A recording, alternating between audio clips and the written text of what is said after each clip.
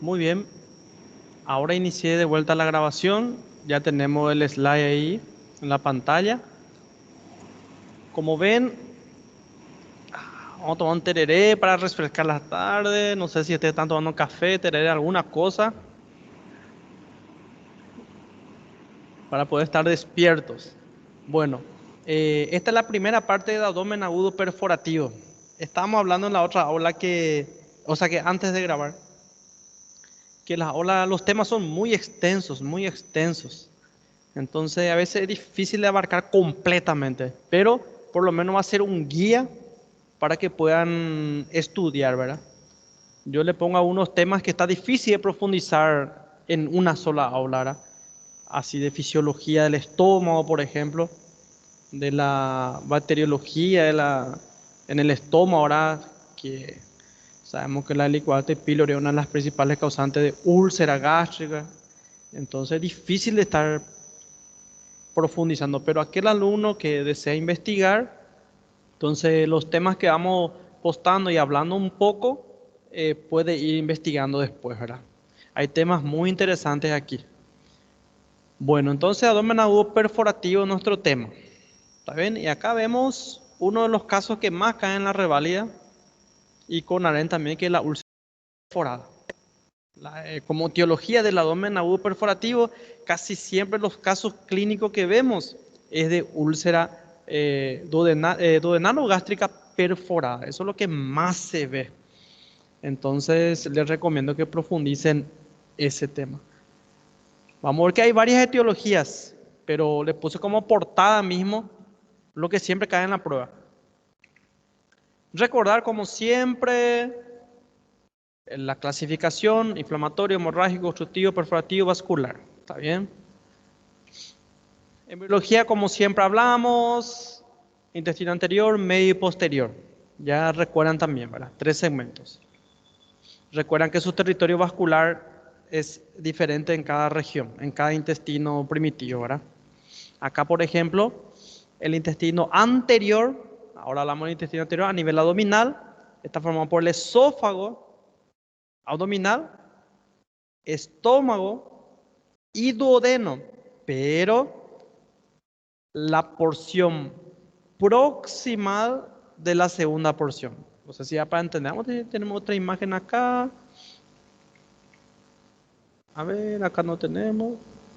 Bueno, acá podemos intentar, miren. El esófago proximal, el esófago abdominal, estómago y hasta la segunda porción del duodeno.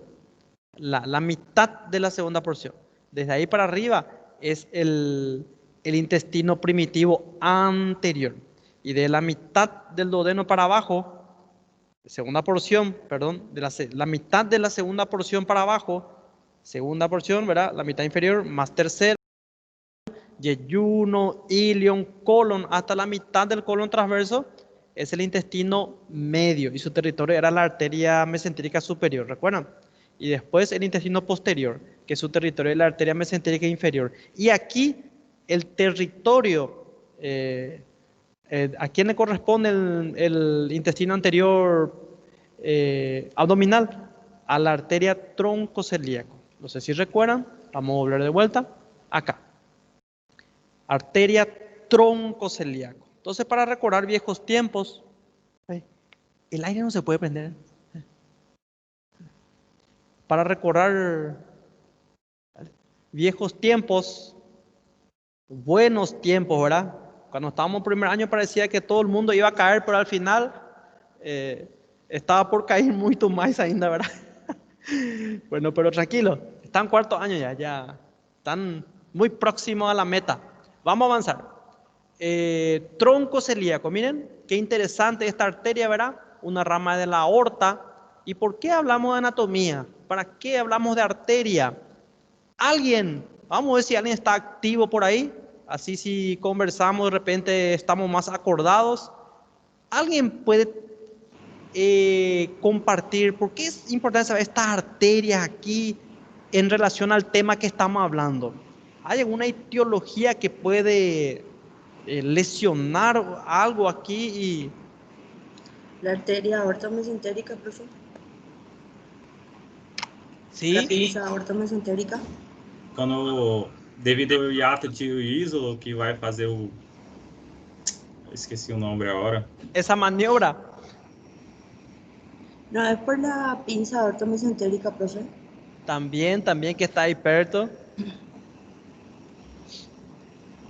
Creo que pregunté mal, hice mal la pregunta. Eh, es importante recordar en el caso de unas úlceras gastrodenales, es importante recordar estas arterias que están ahí presentes y por qué. Esa es la pregunta. Disculpe que no pregunté claramente, ¿verdad? Solo estaba en mi mente y ya no hablé todo. ¿Qué puede pasar con esta arteria con respecto a las úlceras?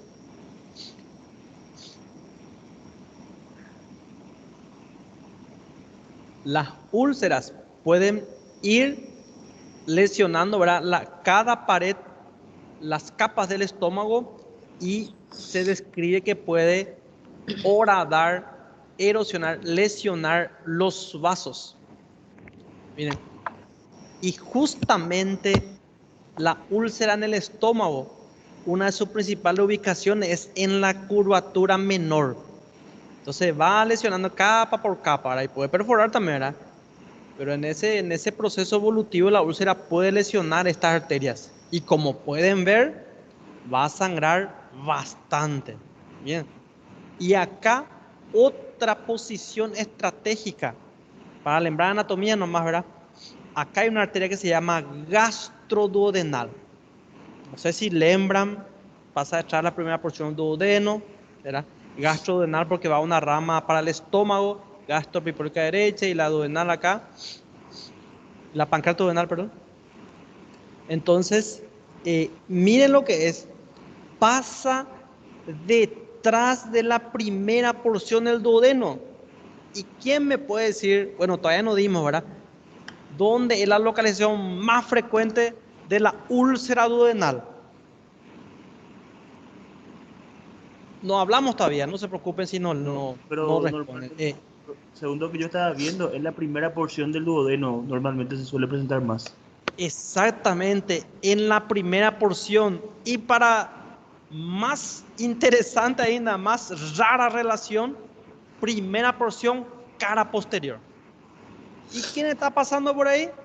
La famosa arteria gastroduodenal. Entonces, en el estómago, lo más frecuente es la curvatura menor. Y miren el círculo anastomótico, ya pueden imaginarse que va a sangrar bastante. Y en el duodeno, la localización más frecuente es en la cara posterior. ¿Y quién pasa por ahí? Nada más y nada menos que la gastroduodenal, que es rama terminal, no sé si recuerdan la hepática común. Entonces, ahí está el tronco celíaco. Tronco celíaco, 3 ramas: gástrica izquierda, o coronaria estomáquica, esplénica, miren, esplénica, que va al vaso, y la hepática común, que es una hepática propia para el hígado, y una gastrodenal que va hacia el duodeno, páncreas y estómago. Entonces, por eso le pongo estas cosas, ¿verdad? El intestino anterior, entonces, está controlada por el tronco celíaco. ¿Hasta dónde es? Hasta la mitad de la segunda porción. El resto, creo que le puse también aquí, ya hablamos bastante de esto. El resto, intestino delgado, colon, acá falta especificar de la segunda porción, la mitad distal de la segunda, de ahí para abajo, es de la mesentérica superior, como pueden ver acá. Y el intestino posterior es de la mesentérica inferior. Bueno, entonces recordar nomás arteria porque sangran bastante en el caso de las úlceras complicadas. ¿Qué podemos ver aquí? Ustedes están más frescos, ¿verdad? Hace poco, bueno, unos 3 años atrás, estaban dando histología. Aquí solo vamos a ver imágenes, ¿verdad? Para recordar las capas: mucosa, submucosa, muscular y serosa, ¿verdad? Recuerdan que la capa mucosa, una de sus funciones es la secretora, ¿verdad? Y vamos a ver después que está encargado de formar el suco gástrico y principalmente va a providenciar a la superficie gástrica el ácido clorhídrico, ¿verdad? Que va a mantener la acidez del estómago. Vamos a ver enseguida, ¿verdad? Que es muy importante en el caso de la etiología ulcerosa, ¿verdad? Del abdomen agudo perforativo. Y miren las capas que tiene: mucosa, submucosa, muscular y serosa. Miren acá las células parietal, endo, que tienen muchas células. Célula principal. ¿Recuerdan seguro remotamente esto? Algunos más, otros menos. Entonces hay anatomía. Acá tenemos el hígado, recuerdan, vesícula, vía biliar, el estómago, el esófago aquí, duodeno, yeyuno, ilion y el colon. ¿Verdad? Hasta aquí tranquilo.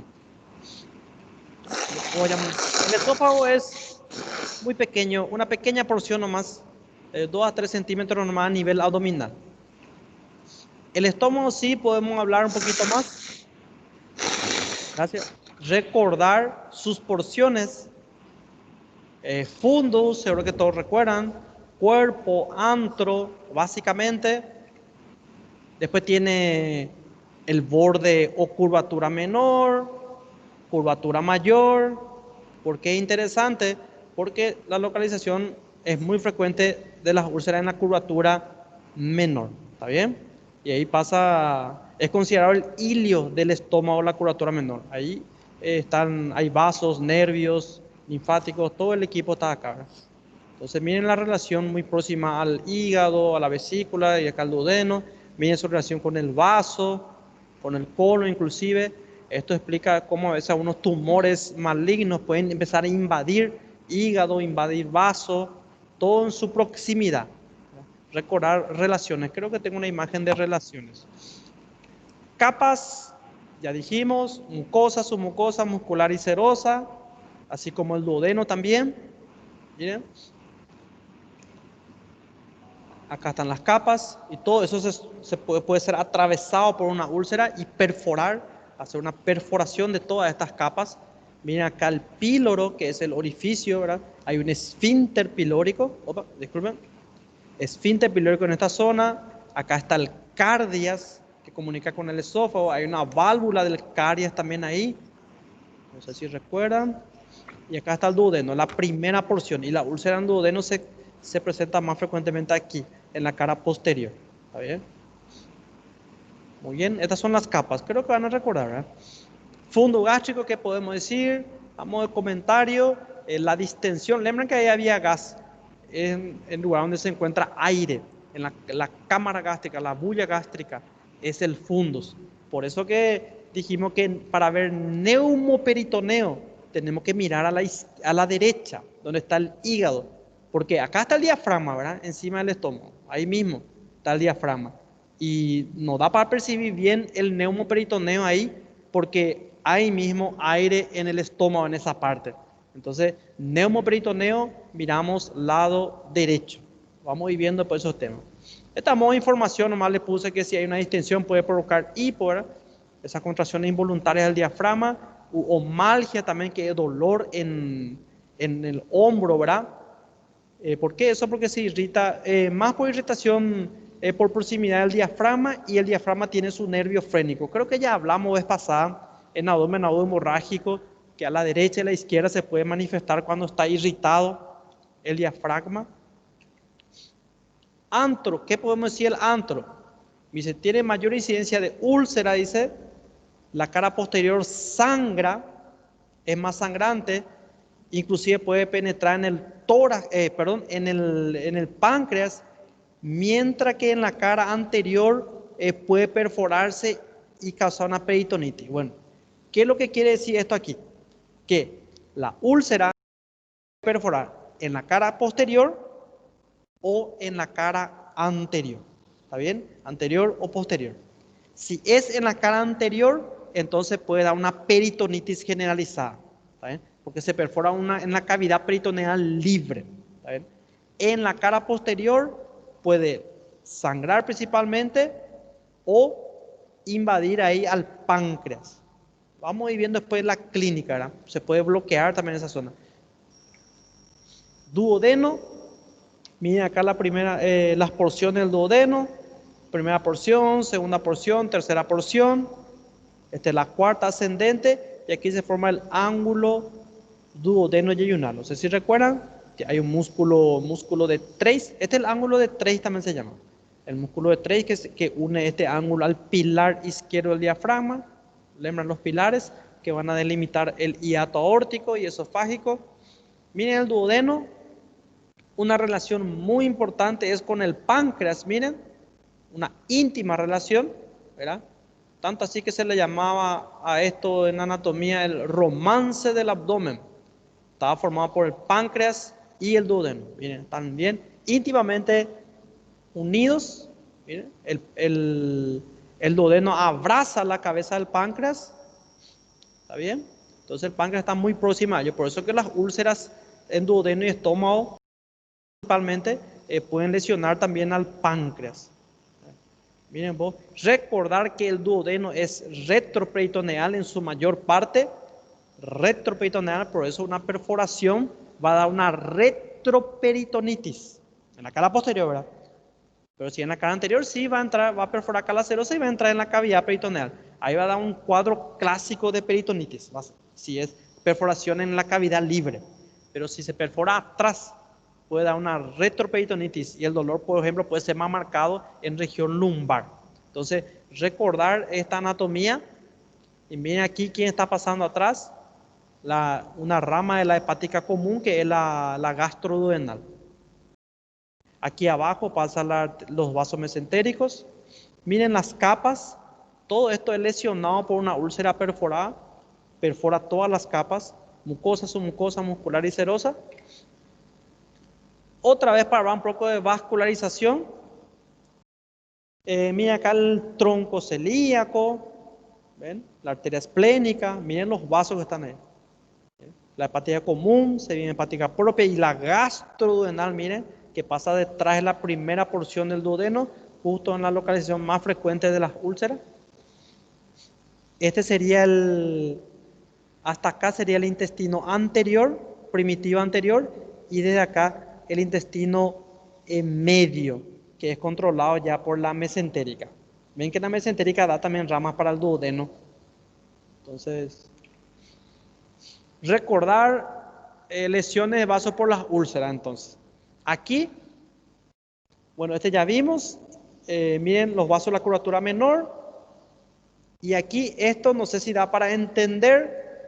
Acá se está movilizando, esto ya es retroperitoneo.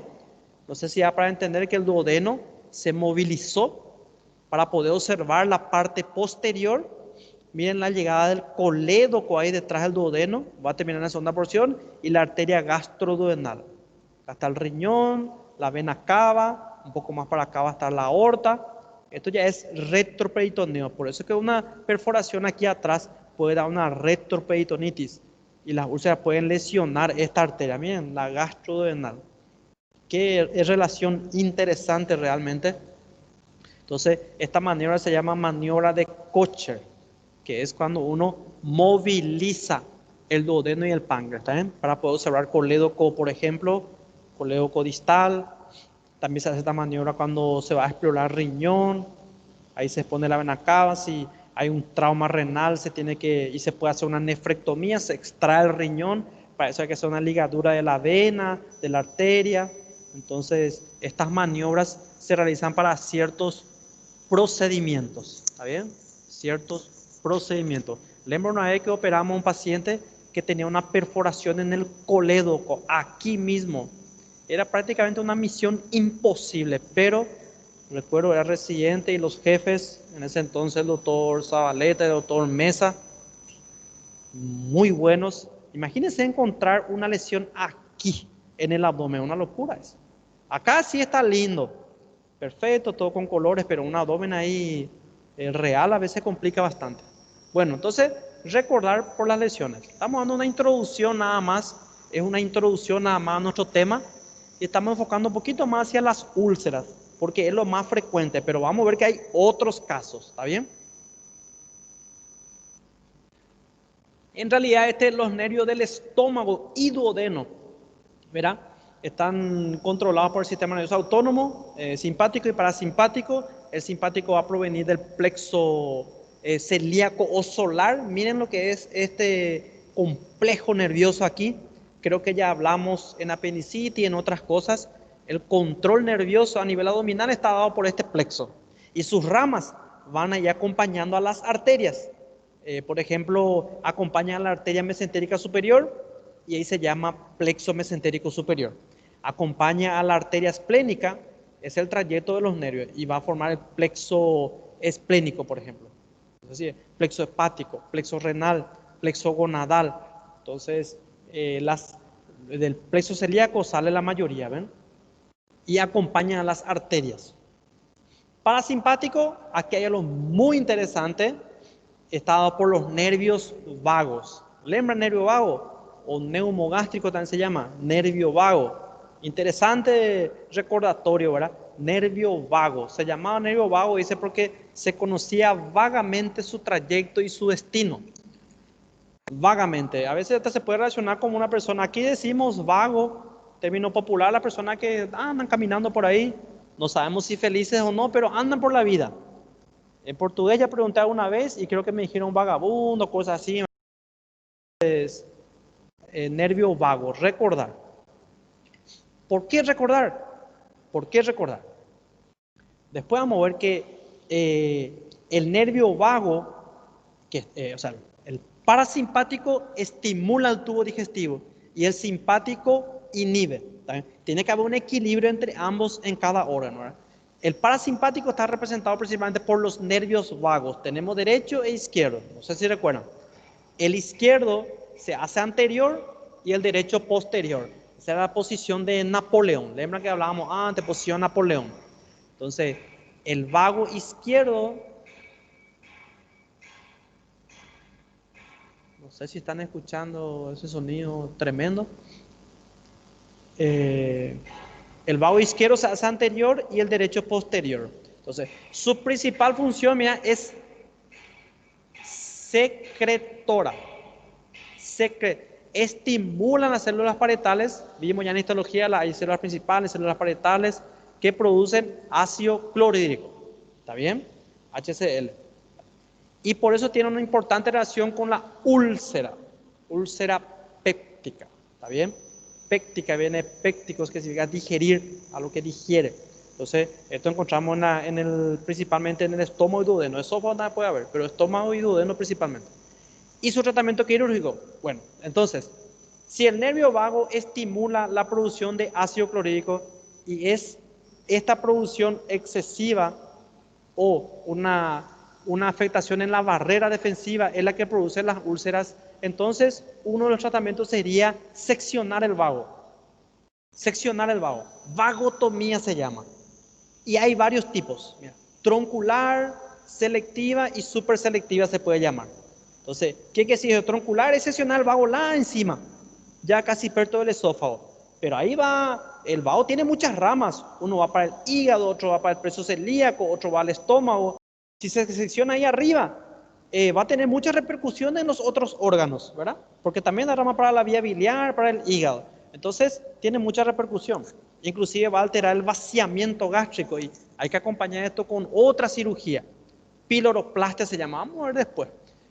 Entonces, después se empezó a seccionar acá, un poquito más abajo, y se preserva algunas ramas que van al plexo celíaco y al hígado. Obviamente para no tener repercusión sobre esos órganos.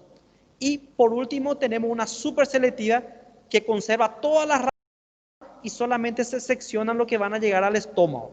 Muy interesante la superselectiva, ¿verdad? Es lo que actualmente se usa. Pero el único problema es que tiene un alto índice de recidiva.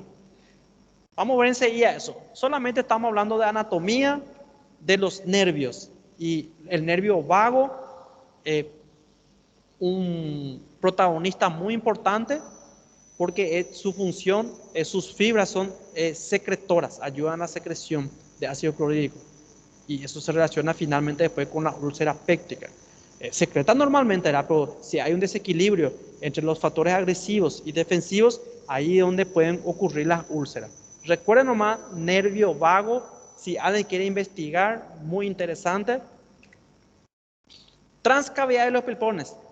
Este le puse nomás como relación porque algunas úlceras pueden ir lesionando las capas del estómago y lesionar también el páncreas. ¿Y cómo lesiona el páncreas? por su íntima relación. Miren, detrás del estómago hay una cavidad que se llama transcavidad de los epiplones y ahí ya está el páncreas. Los tumores gástricos, por ejemplo, fácilmente pueden invadir el páncreas por esta relación al vaso. Tranquilamente puede invadir. Y viceversa, los tumores del páncreas pueden invadir vaso, puede invadir estómago.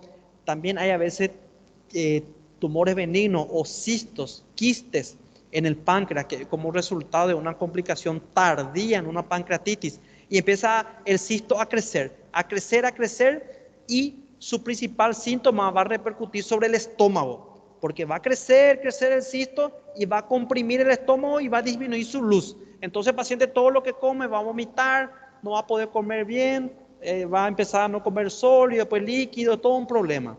Entonces, ¿cómo que un problema de páncreas puede dar esa repercusión en el estómago? Por su proximidad. No sé si da para entender. A veces hay cistos de gran tamaño que hay que ser drenado. Inclusive se hace por endoscopía. Hoy en día por endoscopía a través del estómago. Por su proximidad. Porque los cistos van a empezar a desplazar la cara anterior, entonces se puede perforar acá el estómago y entrar al cisto y drenar. Entonces, esto es un poco de anatomía, no va para recordar sus relaciones. Acá está la transcavidad de los epiplones, recordar todos estos órganos que están ahí perto. Región tóraco-abdominal, esto más en trauma. Un abdomen perforativo también puede ser una perforación por, no sé si está bien el audio, si da para oír, una perforación directa, ¿verdad? Por arma blanca o arma de fuego. Y acá hay una zona muy importante, región tóraco-abdominal. Estamos tirando nomás un tema de trauma también porque es una etiología. Miren, se traza una línea a nivel de los mamilos o quinto espacio intercostal, dos líneas horizontales, ¿verdad? En la parte anterior, una línea superior y otra inferior. La superior pasa a través de los mamilos o quinto espacio. La inferior sigue el reborde costal. ¿Está bien? ¿Recuerdan eso? Esta zona, esto es anterior, ¿verdad? Y acá atrás pasa por el ángulo de la escápula. No sé si le incomoda el sonido porque aquí está terrible. Acá no suele escuchar muito bem, bro. ¿Están bien ahí? Acá sí. Acá están... Bueno, pero vamos a continuar. ¿Por qué hablamos de esta zona? Hay órganos tóraco-abdominales. Entonces, lo que quiero resaltar nomás acá, vamos a ver si tenemos ahí otra imagen. Miren lo que es por dentro. Una herida penetrante que va a perforar un órgano, ¿verdad? A nivel del cuarto espacio, por ejemplo, puede atravesar el diafragma y, por ejemplo, perforar el estómago. Miren, este es un dato muy, muy importante. Esa zona que vemos aquí por fuera, ¿verdad? Límite anterior acá y posterior, a nivel del ángulo de la escápula y a nivel de la duodécima costilla, es una región, es la región tóraco-abdominal. Cualquier herida, facada o arma de fuego que lesiona esta zona, pueden estar comprometidos órganos torácicos o abdominales. ¿Está bien? Por más que sea entre las costillas, igual puede haber lesión de órganos abdominales. ¿Por qué?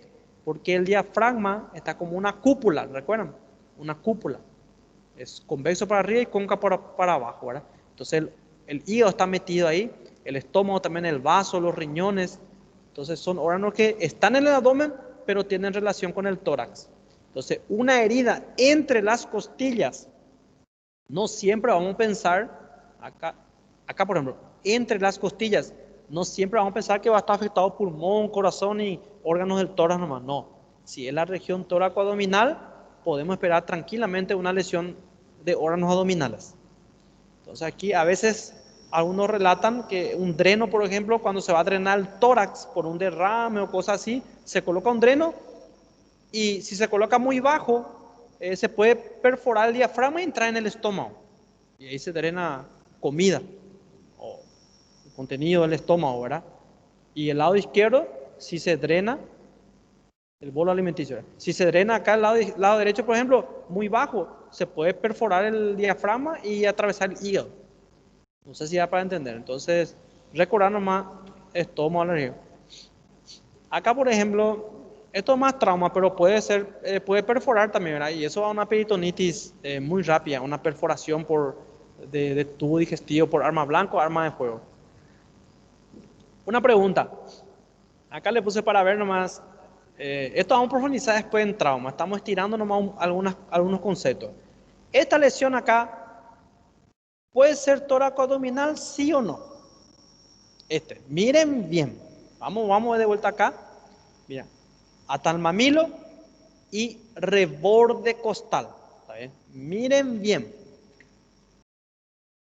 Parece ser que está en la región tóraco-abdominal o en el abdomen exclusivamente o en el tórax exclusivamente. No está exclusivamente. Abdomen. Excelente. ¿Qué iba a decir Alexia? No está exclusivamente en la región tóraco-abdominal, ¿verdad? Eso mismo. Bueno, abdomen. A ver, recuerden atrás. Vamos a volver. Una línea que pasa por el ángulo Flanco. inferior y duodécima costilla. ¿Qué parece? Parece estar no flanco, mas abdominal também. Parece, ¿verdad? Parece. Está confuso. Yo le puse nomás para poder ejercitar nuestra región tóraco-abdominal, pero está en el límite. Eso hay que palpar, tocando, vamos a ver si tem costillas ahí. Hasta la costilla 12 es la región tóraco-abdominal. Acá nomás les quiero contar un caso, o sea que algunos casos que se presentan. Los riñones van hasta la costilla 11, ¿está bien? Hasta la costilla 11 y 12. Los riñones están protegidos por las costillas 11 y 12. Y a veces hay pacientes que tienen problemas en los riñones y piensan que es pulmonar. ¿Por qué? Porque está entre las costillas, ¿verdad? Duele entre las costillas y a uno piensa que es un cuadro pulmonar, pero recordar que los riñones van hasta la costilla 11, son órganos tóraco-abdominales. Y este tercero, abdominal, torácico, tóraco-abdominal. ¿Qué dice usted? Tóraco abdominal. Perfectamente tóraco-abdominal, ¿ya? A través del mamilo, una línea horizontal y el reborde costal. Sí es. Y acá puede estar lesionado o pulmón, o pericardio, o hígado, o estómago. Es una zona de gran importancia topográfica por esos temas. Muy bien.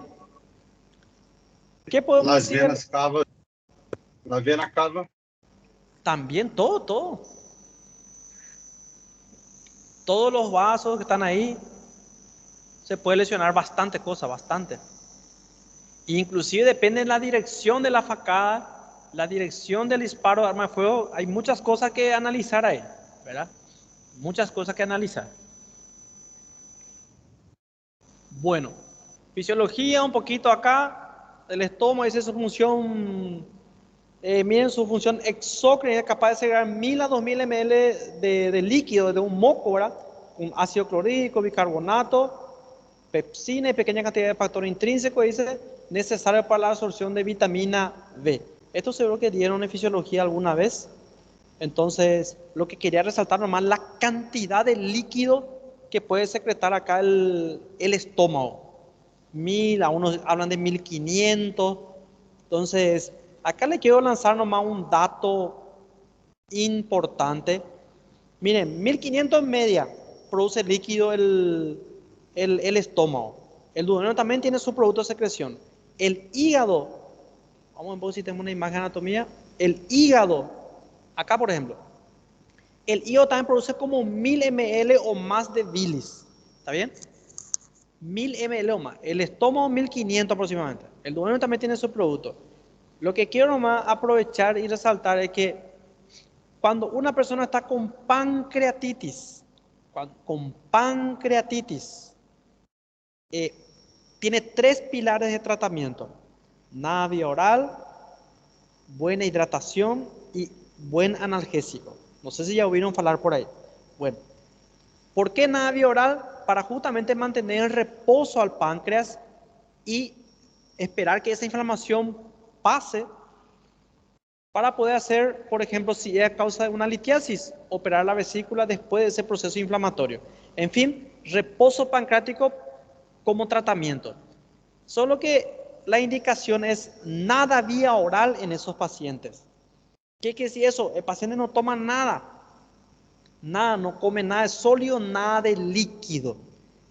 Pero lo que yo veo nomás en el día a día, el paciente, todo paciente con pancreatitis, en la vida práctica le digo, en la vida práctica en los hospitales, van a ir a ver y siempre está con mucha sed, eso por la falta de buena hidratación, ¿verdad?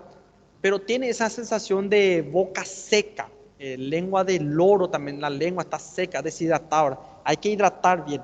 Generalmente no se le hidrata muy bien y el paciente pasa ahí 1, 2, 3, 4, 5 días sin comer nada, ni siquiera agua.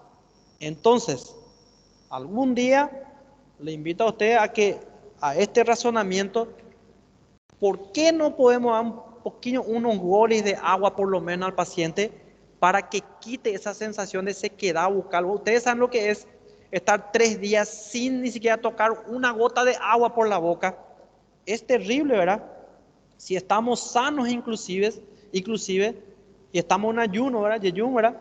Unos 3, 4 días. Vamos a tener una sensación de querer pasar mal, ¿verdad? Vamos a pasar mal inclusive, ni agua. Entonces, yo personalmente, cuando tengo un paciente con pancreatitis, al menos le digo que tome un poco de agua para mojar esa boca y que le dé un bienestar, ¿verdad? Un pequeño bienestar de humidificar ahí su boca y su garganta. Claro, no es para tomar 10 litros de agua. ¿Y por qué podemos tolerar eso? Porque miren, el estómago, tanto el estómago como el hígado van a mandar los líquidos, mucho líquido en esa zona, ¿verdad? Mira, 1500 aproximadamente, y la bilis de 1100 ml aproximadamente de bilis va a ir al tubo, que van a pasar ahí por cerca de la influencia del páncreas, ¿verdad? Entonces, a modo de comentario nomás, que no podemos ser tan drásticos en cortar absolutamente nada, de dar así, de indicarle nada vía oral al paciente, absolutamente nada. Por lo menos le podemos decir que traiga un vaso, una agua ahí con su tampa, con su tapita, o con un vaso, que tome unos tragos para su bienestar, que no le va a afectar. ¿Por qué? Porque endógenamente producimos mucho líquido que va a pasar por la zona del páncreas. Bueno, el tema del moco, este es muy interesante. La mucosa gástrica produce, ¿verdad? Es un lubricante, dice, y en condiciones de reposo forma con el bicarbonato, que también es excretado por las células del estómago, una capa, dice, mocogel, sobre las células de la mucosa, que actúan como una verdadera barrera de protección. ¿Está bien? Una barrera de protección, dice, y cuya disrupción permite la retrodifusión de iones hidrógeno, ¿verdad? Con riesgo de lesiones de mucosa y úlcera. Bueno, en resumen, el moco, el líquido secretado por el estómago, protege a su propia mucosa contra la acidez del estómago, que hay un pH de inferior a 3, inferior a 4 dicen algunos, ¿verdad? Se mantiene un pH bien ácido en la luz del estómago, pero acá hay una capa que puede mantener un pH, miren, aproximadamente de 7, como un pH neutro, por ejemplo, ¿ven? Gracias a la presencia de bicarbonatos. No sé si ya para entender. Entonces, esta capa mucosa es muy importante para poder proteger a la propia mucosa de la acidez de la luz del estómago. Miren la diferencia de pH. Acá ese pH 2 aproximadamente, ¿verdad? Y acá pH 7. Hay mucha diferencia, ¿verdad? Entonces, si hay un problema con esta producción, por algún motivo, ahí ya está, se predispone a las úlceras, ¿verdad? Podemos ver después que algunos AINES, inclusive la presencia de bacterias, vamos a ver enseguida, en esa zona, van a predisponer a las lesiones. Acuérdense nomás de eso. Entonces, dice acá, el aumento de ácido clorhídrico, así como el alcohol, por ejemplo, le puse acá en otro color, por ejemplo, y otros agentes agresores estimulan la mucosa gástrica y la liberación de óxido nítrico, no sé si da para ver ahí, y algunas prostaglandinas, dice, potentes vasodilatadores locales que provoca un importante incremento del flujo sanguíneo. Y cuando más flujo sanguíneo dice, hay un aumento de producción de moco, que es el principal mecanismo de defensa.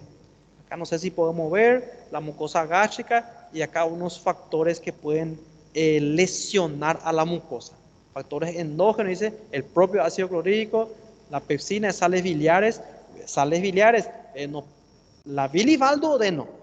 No puede haber un reflujo hacia el estómago, ¿verdad? Si hay un reflujo, ahí va a alterar esa zona, va a alterar.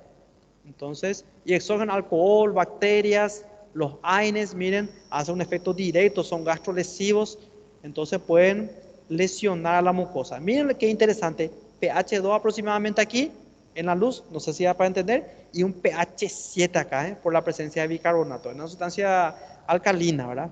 Miren qué interesante. Después vamos a ver ahora, le voy a mostrar hay una bacteria más que interesante también que está por ahí. Vamos a hablar un poquito del ácido clorhídrico. Dice que una barrera, lo más rescatable nomás le estoy poniendo acá, una barrera contra las bacterias, ya que son muy pocas las que pueden sobrevivir a un pH menor que 4, ¿verdad? Vamos a ir mirando. En condiciones basales dice 40, 50 millones de células parietales del fondo y cuerpo gástrico, estimuladas por la gastrina, acetilcolina y histamina, segregan ácido clorhídrico. Miren la cantidad. 40, 50 millones de células parietales, ¿verdad? Hay predisposición hereditaria también a las úlceras, a la gastritis, y se demostró que ellos tienen más cantidad ainda de células parietales. Entonces, más producción de ácido clorhídrico inclusive. Entonces, acá vemos un esquema, vamos a ir pasando. Esto le pongo a modo de comentario nomás para los que quieran investigar. Hay 3 fases en la producción de ácido clorhídrico.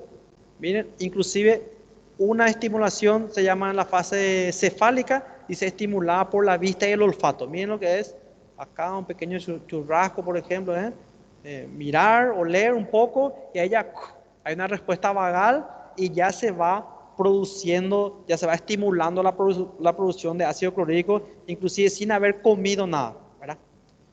Después hay una fase gástrica, que sí ya es por la llegada de los alimentos, ¿está bien? Y después hay una fase intestinal que es la menos importante. Entonces, miren, varios mecanismos de producción de ácido clorhídrico.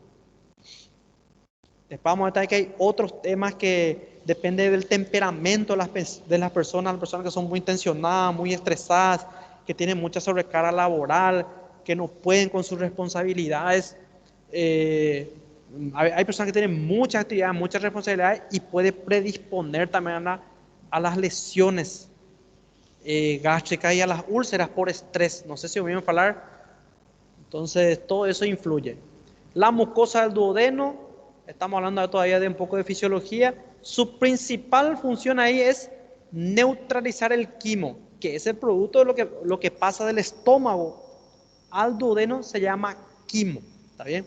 Entonces, a nivel duodenal, se neutraliza eso. Dice la mucosa duodenal, así como la gástrica, produce bicarbonato. Recuerden, el bicarbonato es lo más importante para alcalinizar. ¿Está bien? Tanto así que personas que sufren de asía, de acidez, problemas de gastritis, toman alguna sustancia alcalina, como ser bicarbonato, por ejemplo.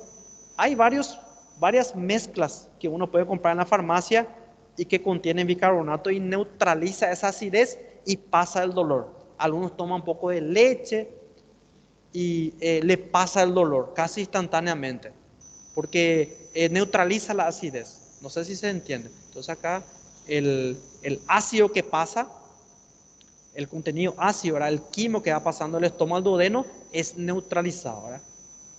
La bilis misma es alcalina, el jugo pancreático. Entonces, para contrarrestar esa acidez que está viniendo del estómago, ¿verdad? Bacteriología. Dice aquí, el estómago y duodeno en condiciones normales no tiene una flora propia por el bajo pH, ¿verdad? Hay una zona muy ácida, ¿verdad? Entonces no vamos a describir bacterias flora propia, como en el intestino y en el colon, por ejemplo, ¿verdad? Pero aquí vamos a ver una bacteria muy interesante, el Helicobacter pylori, que sí puede estar en esa zona. Dice acá, descubierto en 1983, un pequeño bacilo gram negativo. Esto seguro que dieron en microbiología, cosas así. Miren, coloniza debajo, miren qué estrategia. Este licuador de pylori es impresionante, por eso le puse a unos slides sobre él. Miren dónde vive, debajo de la capa de moco, ¿verdad? O en el espesor. Miren, tranquilamente ahí puede vivir y se protege del ácido de la luz del estómago. Miren lo que es. Y después finalmente va lesionando, va a causar lesiones. Miren, daño celular directo, dice, ¿verdad? Va a producir una gastritis y finalmente eso se puede ir perforando. Si hay una úlcera, en el fondo de la úlcera, en las biopsias se encuentra en el Helicobacter pylori, ¿verdad? Una forma de diagnosticar es una endoscopía haciendo biopsia, ¿verdad? Una forma, hay otras, ¿verdad? Y miren aquí, otra cosa interesante, que dice que produce ureasa. ¿Y qué hace? Transforma la urea en bicarbonato y amonio, ¿verdad? Y el bicarbonato ya saben que es una sustancia, una base, ¿verdad? Un álcalis. Y miren, aumenta su pH alrededor de la bacteria. Miren vos, espectacular. Tranquilamente sobrevive ahí y se defiende del ácido de la luz. Miren, gracias a su mecanismo. Miren, esta es la ureasa, por ejemplo. Muy interesante. Una de las principales causas de gastritis crónica. Dice, su superficie lisa, miren, tiene flagelo y su capacidad de producir ureasa le otorgan gran movilidad. O sea, no está quieto ahí. En el medio mucoso, dice, y se aísla y protege el pH ácido. Miren lo que es.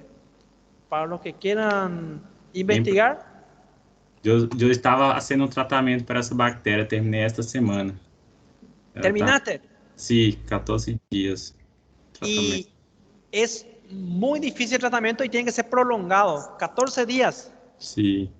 Y decime, ¿y qué te diagnosticaron? Gastritis crónica. Sí, gastrite crónica.